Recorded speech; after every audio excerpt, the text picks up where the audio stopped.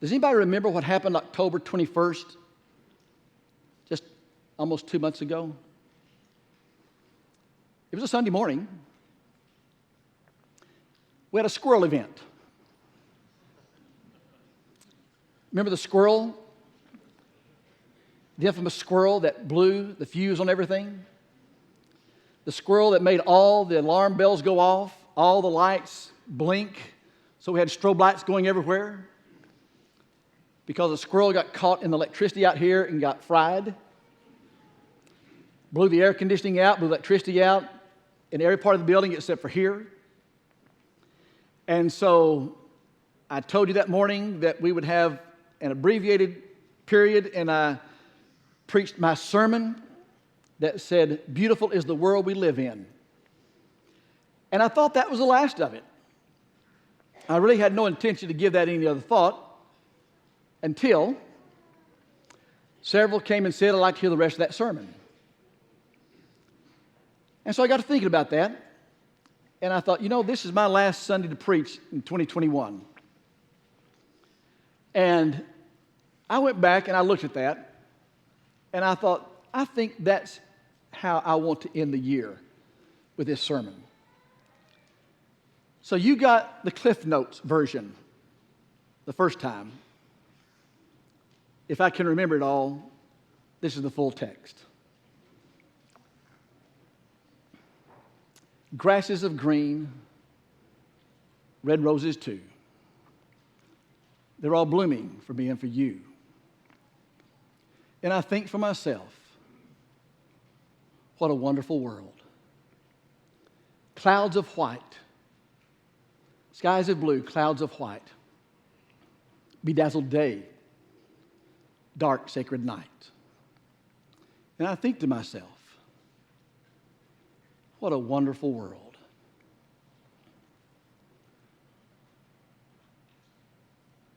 The sky is so pretty with the color of the rainbow. And it shows on all the faces below. Friend reaches out hand to hand to say, "How to do?" And what they really mean is, "I love you." And I think to myself, what a wonderful world. Babies cry and they grow. They'll know more than I'll ever know. And I think to myself, what a wonderful world. That was released back in 1967 in a time of great turmoil for this nation. We were embroiled in a war that's never been forgotten. Men have come home and have been forgotten from Vietnam. Grasses of green, red roses too, was intended to portray that there's great hope. There's great light for us yet. Bedazzled days, dark sacred night. Did you notice the absence of black there? Because the writers did not want to convey the darkness that color would portray. And so they said, bedazzled days, dark sacred nights.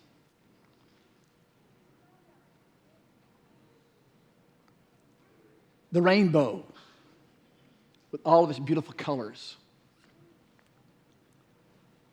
was to suggest what it was promised by us, by God for us. Good days ahead. I'll never destroy the earth by water again.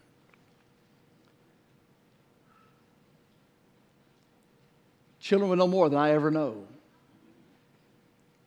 Was intended to say, as knowledge is handed down from generation to generation, each generation builds for the next and upon the next generation. You see, when I think to myself, it's a wonderful world, was intended to tell a nation and a people, while everything seems so dark, it really is a wonderful world. Now, this world, in spite of the song, is a dark world. This world offers no rainbow. This world offers no grass that is greener, no roses that are red. This world doesn't offer often a handshake to say, how do you do, when what they really mean is, I love you. But the world we live in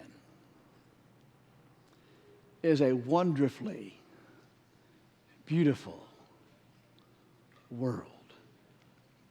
In Hebrews chapter 11, it begins reading in verse 13.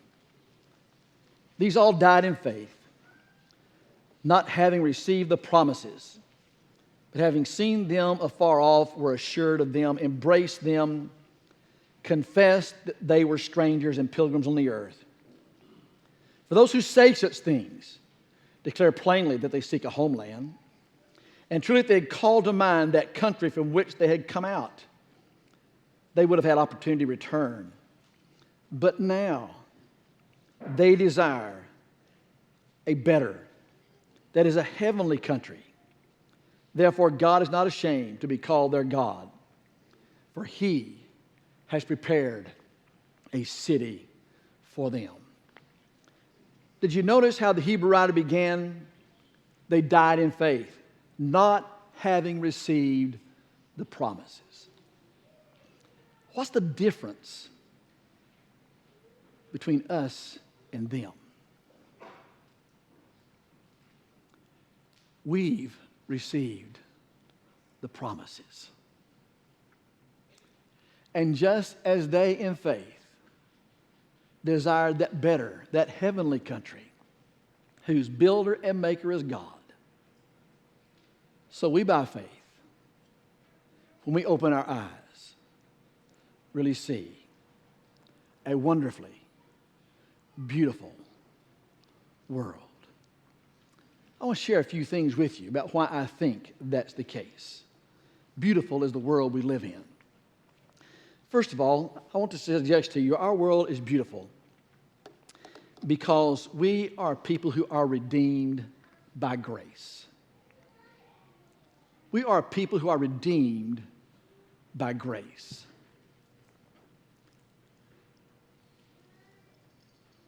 For the wages of sin are death. There's not much optimism in that. There's no hope in that. That's not just dark. That is as black as it can be. But lay right beside that. For God so loved the world. If it just stopped there, we would be able to see hope. That He gave His only begotten Son, that whosoever among those who are dead in sin that believe in Him shall be saved. You see, those who have been redeemed by grace are chosen because we chose Him. But the idea of redeemed is an interesting word. It's not really a word that we know a lot about. It's not really a word that in our politically correct environment today that we talk a lot about, but it's there. And it really is a very beautiful word. When you hear the word redeemed, it suggests that someone's been ransomed. Why? Because they've been enslaved. they're in slavery. And they can't buy their way out. They can't purchase their redemption because there's no ransom price they can pay. But Paul will say in Ephesians chapter 1 and verse 7, redeemed by his blood. Was it blood? Is that all it took? Just blood? Then why didn't the blood of the Old Testament that the animals were offered, if it's just blood, why wasn't that sufficient? Why wasn't that effective for all? Because it wasn't just any blood. It had to be blood from a spotless Lamb of God who could take away the sin of the world. But for that to be offered, it had to come by grace. The word grace is an interesting word. It suggests a gift. And really, it's a word that was used by Greeks often to talk about the quality of a thing. That is, it was something that produced joy or thankfulness. It has the idea of graciousness. We'd say, she is gracious. Or we'd say, what a joy is my salvation. I'm so thankful for this gift.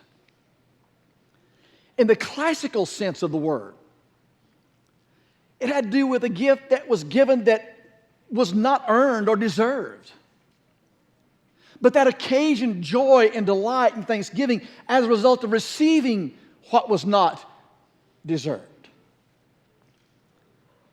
No one deserved what Christ did for us. And the reason the world we live in is beautiful is because we have been cleansed by the blood, not of a bull or a goat, but the blood of a lamb. And that was offered not because we deserved it. It was offered as a gift. But do we understand what that then imposes on us? In Romans chapter 6,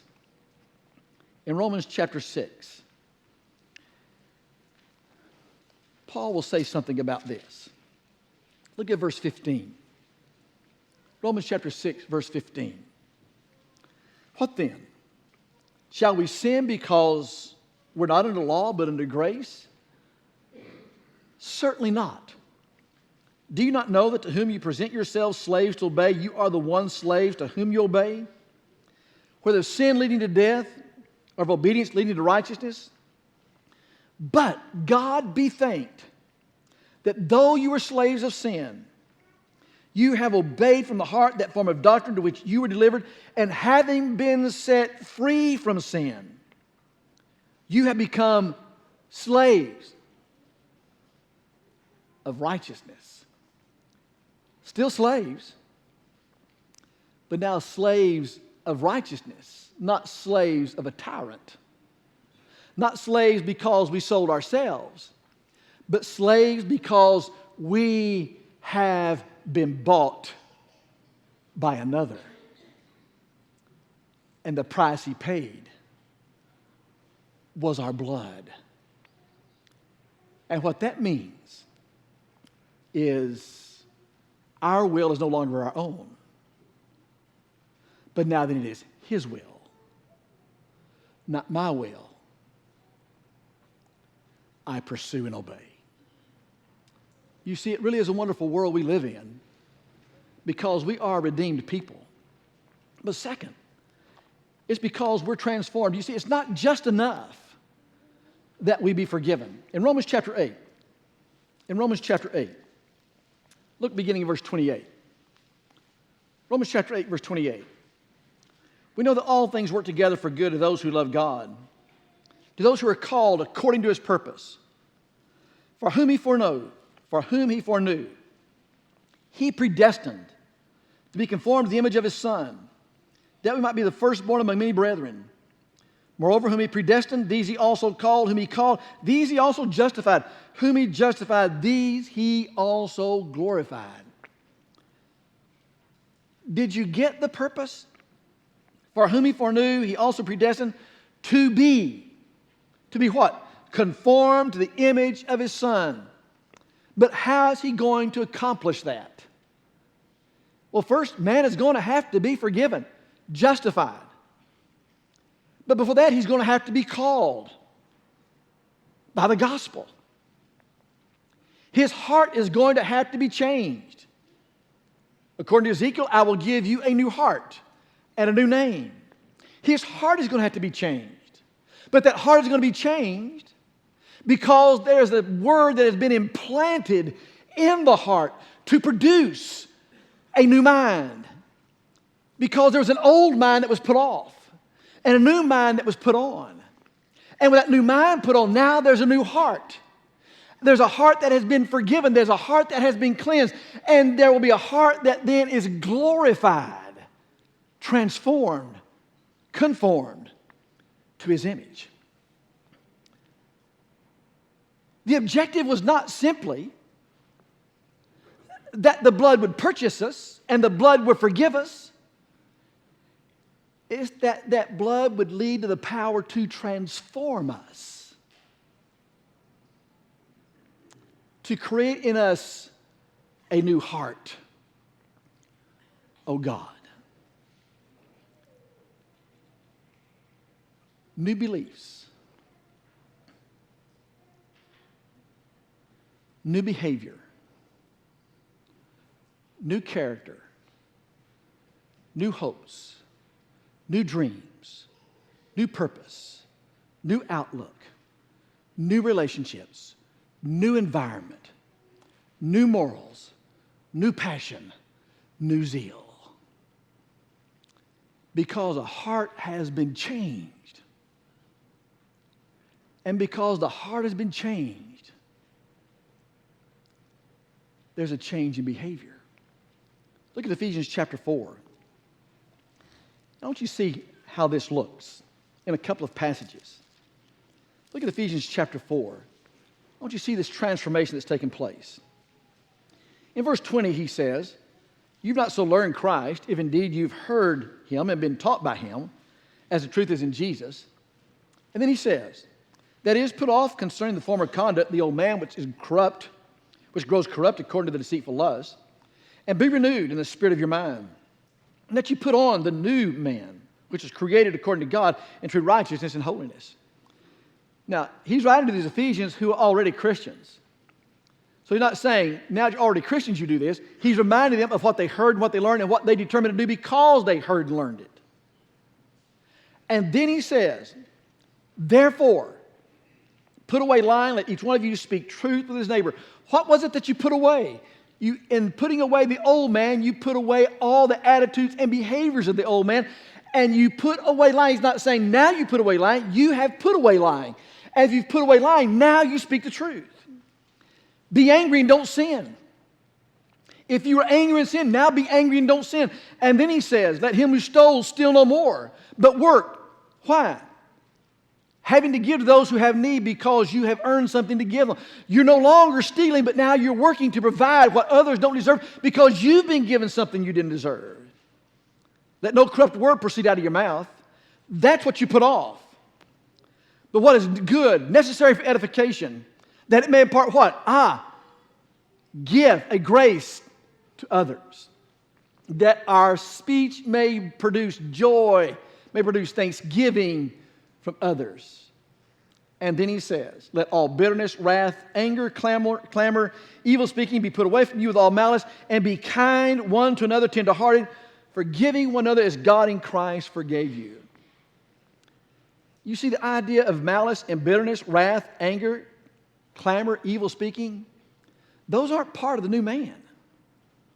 Those aren't part of the new heart.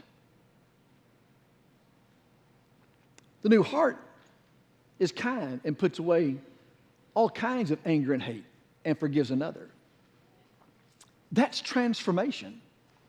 In the book of Colossians chapter 3, book of Colossians chapter 3, look again. Colossians chapter 3, verse 9 says, do not lie to one another, since you've put off the old man with his deeds, and have put on the new man who is renewed in knowledge, according to the image of him who created him.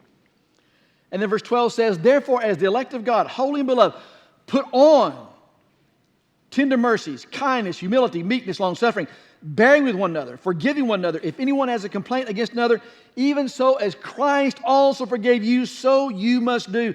And beyond all of this, above all these, he says, put on love, which is the bond of perfection.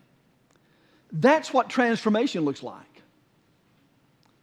The old man was one that lied. The old man was one that stole. The old man was one that was filled with anger. The old man was one whose speech was vile. The old man was one who was short with his patience, short-suffering, not long-suffering. But that's not the transformed man, because he has new beliefs, new behavior, new morals, new character, new motivation, new environment, new relationships, new passion, and new zeal. You see, the world we live in, we don't live in a world with the old man. We live in a world with people who are being transformed into the new man. And that makes the world we live in really beautiful. The second that we think is it's really beautiful because we are people who value relationships. We are people who value relationships. Think about this. We are a community of believers, saved by grace, washed clean by blood. We are a community of believers. The disciples asked the Lord, what about us?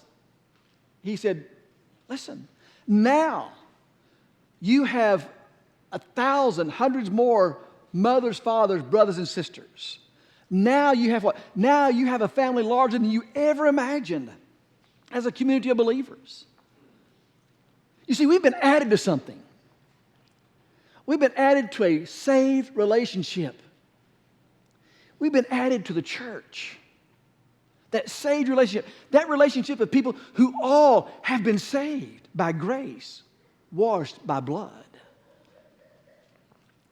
We understand as disciples, our purpose is not simply to be happy. Our purpose is to be holy. Because He is holy. That's who we want to be. And then we have joined ourselves to a band of brothers and sisters. And in that band of brothers and sisters, no one stands alone. Poor Elijah. He had that great victory, and 24 hours later, he's hiding because Jezebel has threatened his life.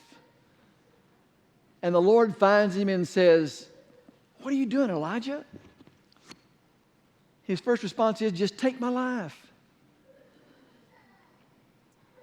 Translated from the book of Rickie, come on, Elijah, that's not what you want. I understand you've been threatened. Quit your pouting. Get over yourself. Get out here. Because, listen, man, there's 7,000 who haven't bowed their knee to Baal yet, and you're acting like you are the only one. Do we realize what a local church does for us? It tells us we're not the only one. It may be I have my own private suffering. It may be only some things I can do for myself or for my loved one, but I'm not the only one. I have 100 more brothers and sisters, 100 more mothers and fathers. I have 100 more grandparents, mothers and fathers. Why? Because He has made us one. And so it's something like this. Let the beauty of Jesus be seen in me, all his wonderful passion and purity, all his being defined, all my being refined. If anyone's spoken some unkind word to you, it pierces you through and through. Think of how he was beguiled. Think how he was reviled. Let the beauty of Jesus be seen in me. That's transformation. You see, a part of a community says this very simply: I found a place where I belong. And I'm not alone. Pause. Parenthetical thought. Does that mean there's no more fusses? Does that mean I never get on your nerves, you never get on my nerves? Does that mean you always agree with me, I always agree with you? Does that mean we always speak the kind word? Does that mean we always act like we ought to act? No, it doesn't. But when we don't, it sure ought to break our hearts. Because in that, we have failed to keep the new mind new. And we've let the old man, at least in that moment, inch his way back into our lives. But that's not our purpose. That's not our purpose. Our purpose is different. Our purpose is Ephesians 4. Our purpose is Colossians 3. You see, the world we live in is really a beautiful world. Because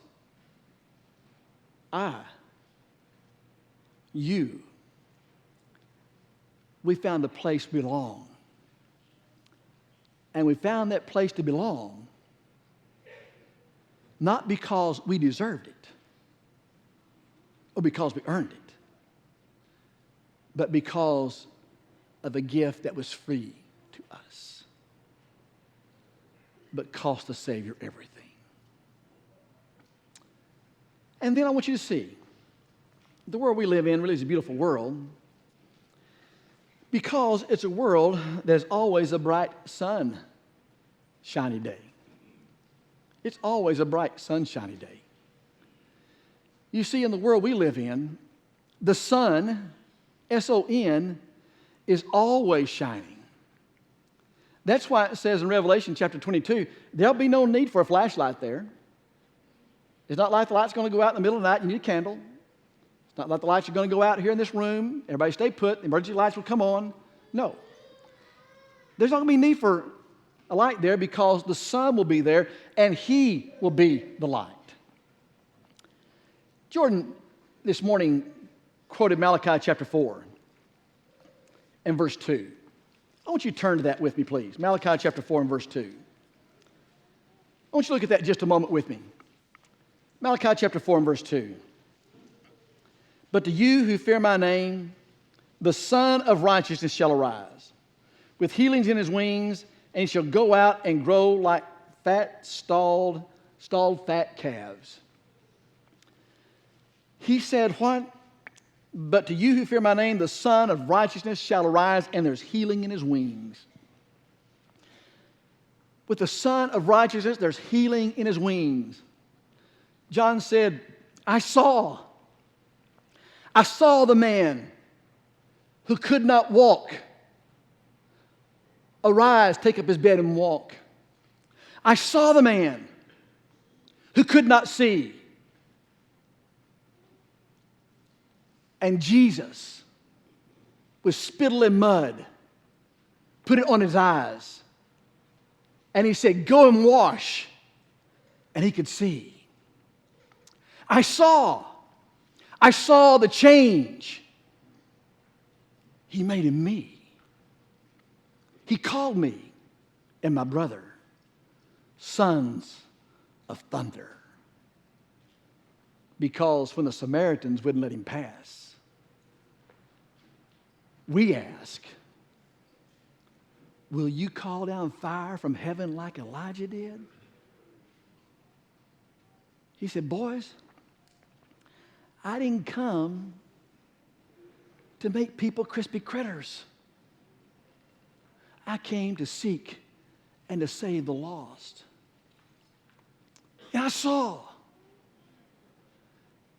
a people who were filthy with immorality in the extreme. But they've been washed. They've been cleansed. They've been sanctified. I saw them justified. And I saw that man Saul, who not out of hatred, not out of malice, but a fervent desire to keep the law, persecute those who were of the way. And I saw him become, as Paul, the persecuted, because he became part of the way. I saw healing in his wings. And with healing in his wings, I saw great love. If anyone's ever felt like they don't fit in, if anyone's ever felt like a refugee, if anyone's ever felt like they're all alone, if anyone's ever felt like they were the outcast, listen. Jesus loved deeply the hurting. I saw his love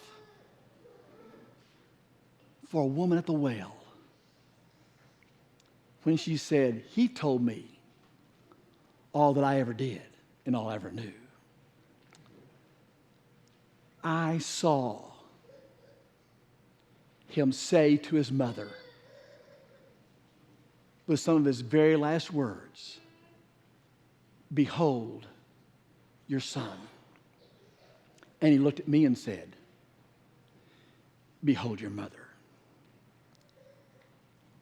You see, the Son, S-U-N of righteousness, became the Son, S-O-N, that offered the free gift of righteousness.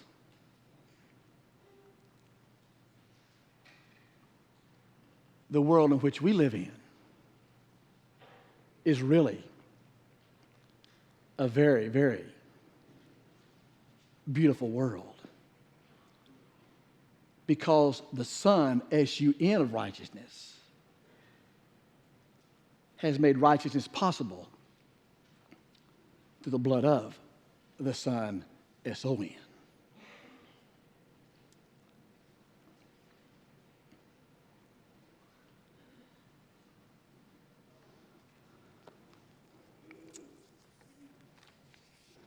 I've been bought with blood, redeemed by grace. I've been saved by sin that plagues the human race. And I think to myself, what a wonderful world. I sit with the faithful. Many were slain. All is not lost. They too shall reign. And I think to myself, what a wonderful world. God shall wipe away every tear. No more death, no more pain. Living with him is my all to gain. And I think to myself, what a wonderful world. The world we live in, by faith, is a beautiful and wonderful world. God is there. Jesus and the Holy Spirit with him. All the redeemed will be singing his hymns, will be holy, spotless, transformed into his image. And I think to myself, what a wonderful world. By faith, I see the throne. I know I will see him. He's made the way home. We will wear a robe and a crown. And I think to myself, what a wonderful world. The world we live in is a beautiful world. Whatever your fondest dream, whatever your most endearing thought, is nothing to be compared with the glory that shall be revealed. And I think to myself, what a wonderful world. And he's opened that world to every one of us. He calls us. His word beckons. Come home. He pleads. Won't you believe that I am the only begotten Son?